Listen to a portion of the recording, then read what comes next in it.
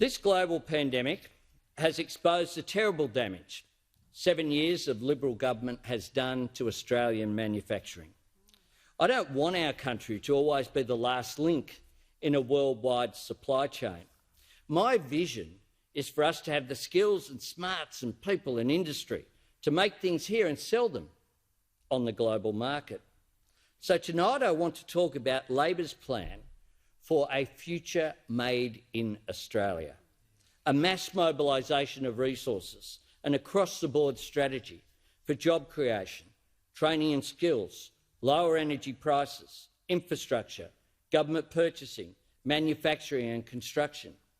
A plan to grow our economy out of this recession and build for the future too. The first policy that I announced when I was in Perth as Labor leader was to build on the success of the Infrastructure Australia model that I created and create Jobs and Skills Australia. This is about joining up the needs of our economy now with training opportunities for the future. We have a shortage of nurses, welders, bricklayers, hairdressers and engineers.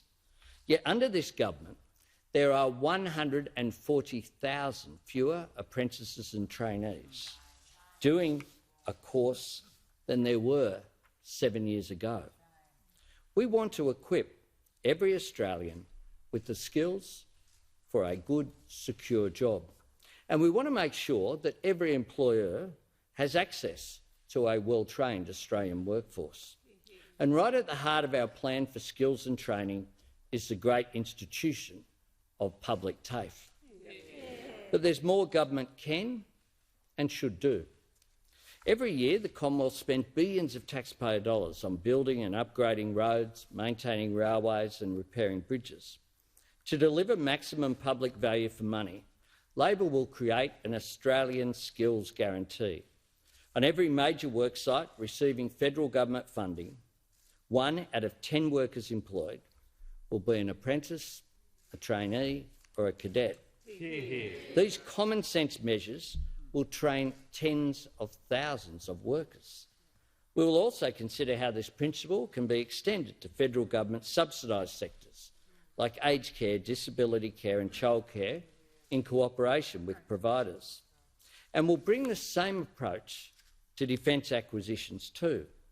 Over the next decade, there is $270 billion of defence spending on the books. These investments in national security should also deliver a dividend for national skills, training, research and manufacturing.